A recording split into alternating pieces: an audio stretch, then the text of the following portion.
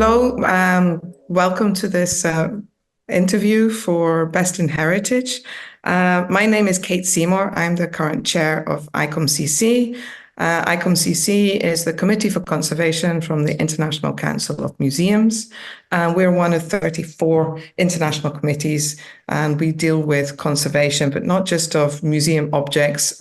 Also, the buildings that house these museum objects are part of the collection. And I'm so interested to hear more about your project because it's all about building conservation. And it's an amazing project. So firstly, congratulations on winning the UNESCO Asian Pacific Award for Cultural Heritage Conservation. It's really an amazing project and an amazing opportunity to speak with you today. So please, can you introduce yourself and then we can discuss a little bit about your project. Thank you so much, Kate. I'm likewise delighted to be on this platform to share this very, very important project in my life, which is the conservation and adaptive reuse of the Rambagh Gate and the ramparts in the city of Amritsar in Punjab in India. My name is Gurmeet Rai, and I'm a conservation architect. I live in New Delhi in India, and I've been in the practice of heritage conservation for over 3 decades, almost 3 decades now. And I've been working in the city of Amritsar for a long time, for almost a couple of decades. This particular project is part of a larger urban conservation project, and I'm delighted to share that with you. Oh, thank you. I'm so curious about the intricacies and the details of the project. It's called the Rambagh Gates and Ramparts. Can you tell me a little bit about those, the building and what it houses and the project scope? Where do I start? Rambagh Gate, it's a gate of a walled city of Amritsar.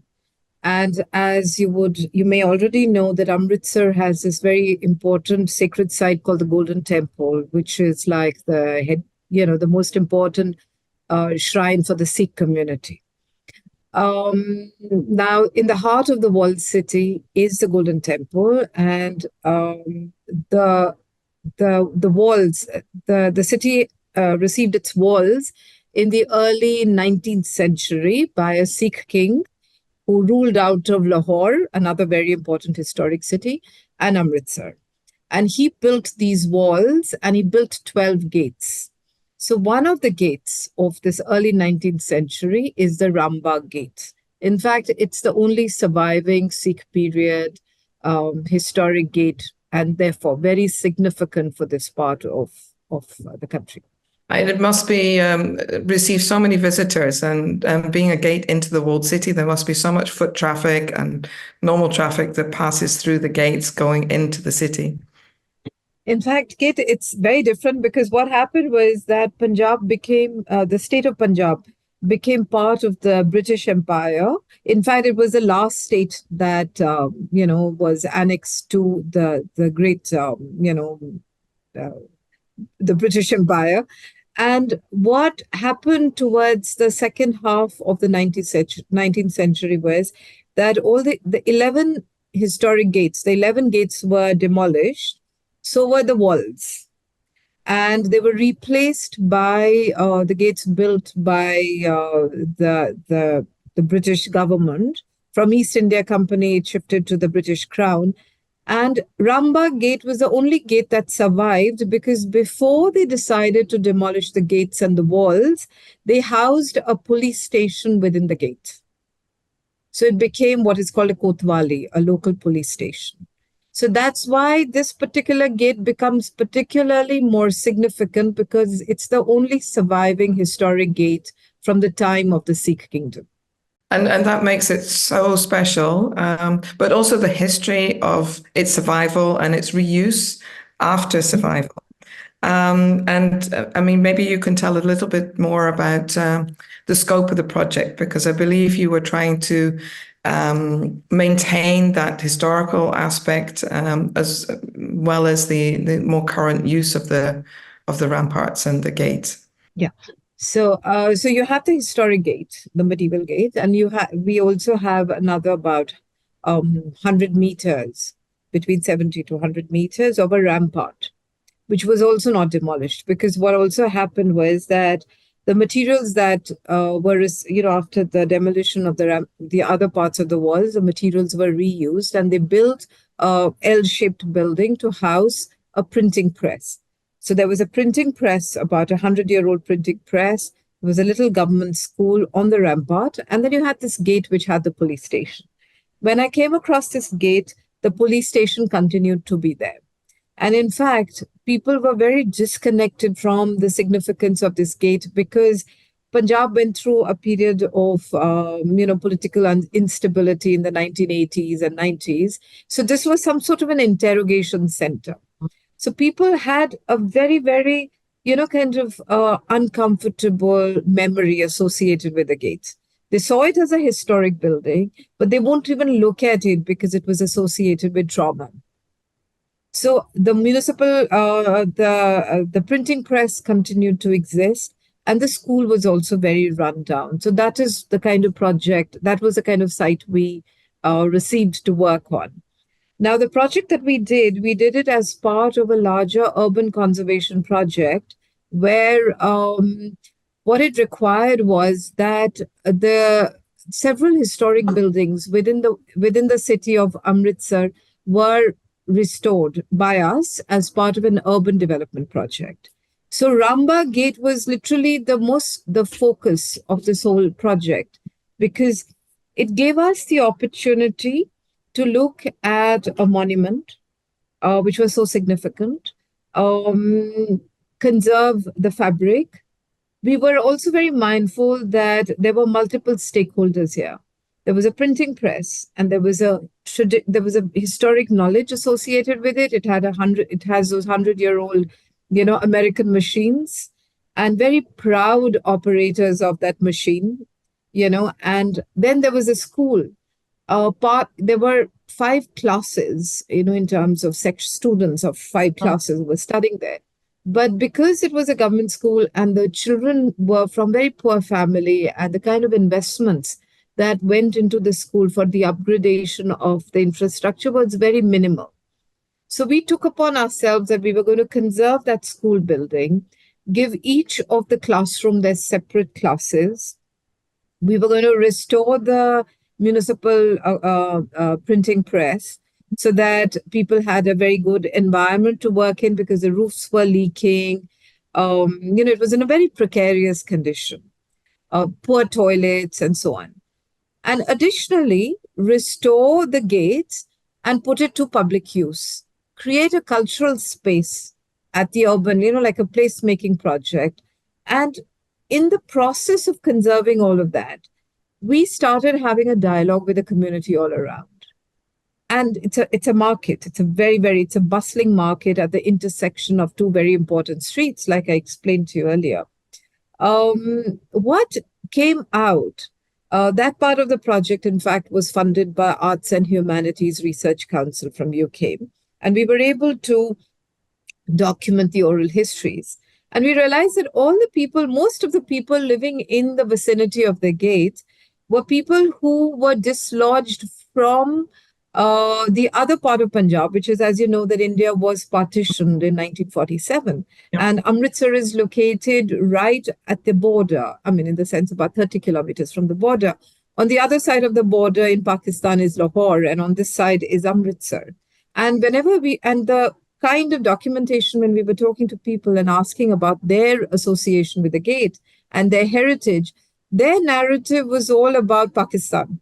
That we came from, our ancestors came from Pakistan, we were rehabilitated here, so our heritage is in Pakistan. And these were Sikh people, people from the Sikh community. So we had a very interesting situation, that you have the history of the Sikh king and the legacy of the Sikh empire. You had a people who were uprooted from the other Punjab, the Punjab of Pakistan, and were here with no association with this building. And there were multiple stakeholders that were involved in terms of, using the building. So that is the kind of project we kind of embarked on. And we picked up all the strings to integrate, weave a tapestry out of all of this. Oh, it sounds very complex and also very fascinating with these different stakeholders engaged in the project. How long did the project take? It must have been quite some time to get relationships with the community, with the different stakeholders, the printing press, the school, the children, the market users, the police station, and to connect with the thoroughfare as well of local government to make sure that traffic is still flowing. No, Yeah. it must have been a very complex project. Yes, you're absolutely right.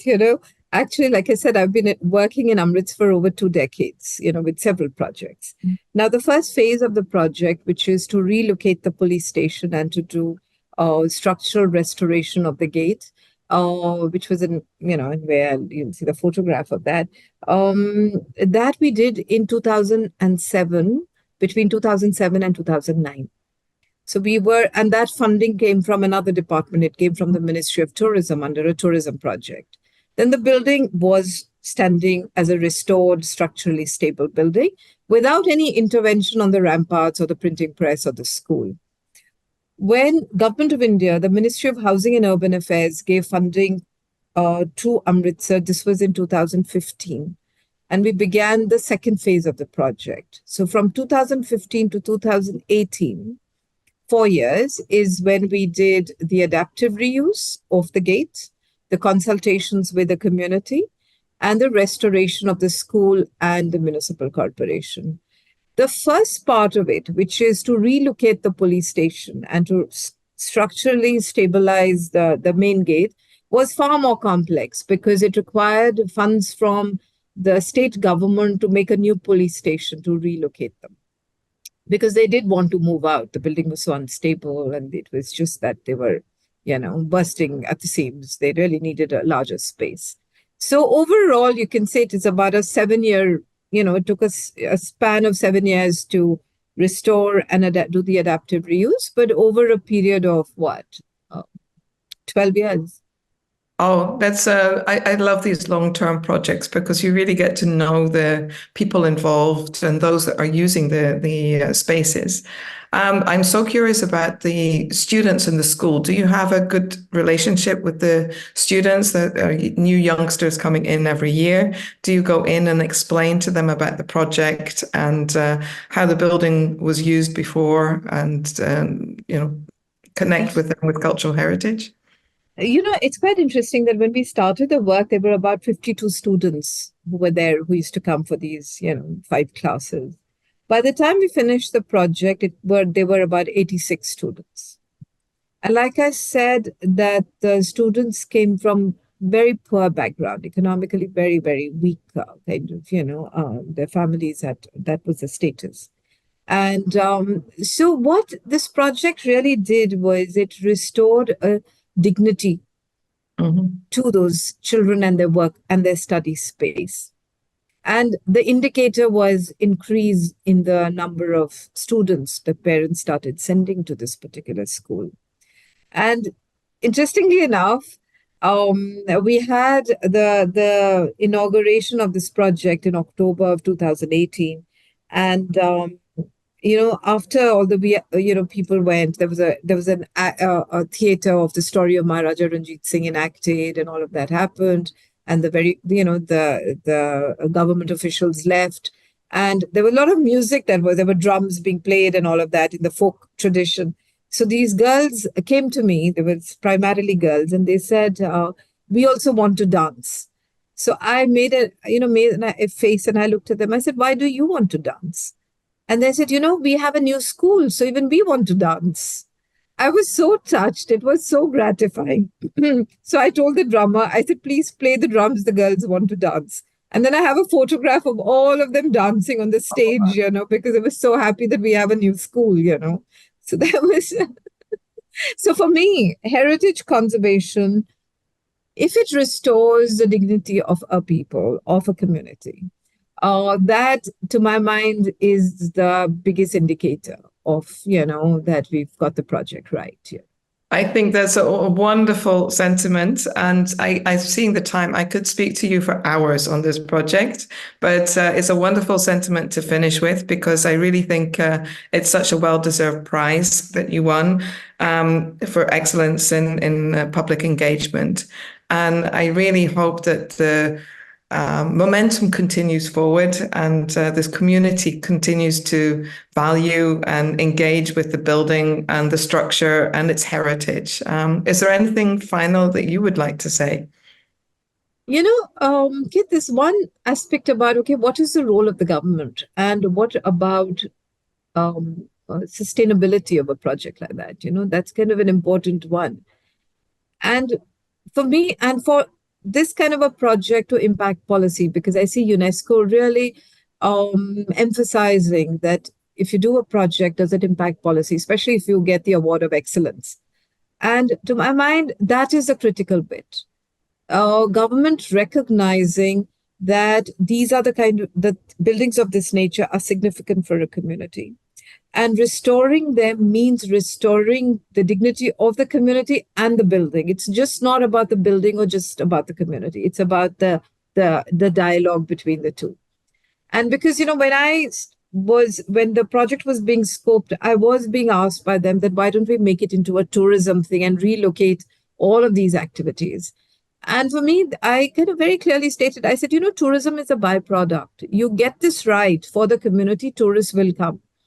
And the fact that this project has got the award, this is our biggest, it's a torchbearer in that space, for in terms of sustainability or institutional, or I would say even reform in the legal framework in terms of how do you, conserve historic buildings, what should buildings be, what kind of use and dialogue that is necessary in terms of even working out what should be the reuse of buildings of such, of historic significance. Yeah, I really hope that our connection continues after this interview because I am very touched with your approach and your philosophy. And I hope that this interview and your prize allows you to spread that philosophy a little bit further. So thank you so much for connecting with us today and sharing a small amount about this long project that you were involved in. I wish you all the best for the prize and congratulations again. Thank you so much, Kate.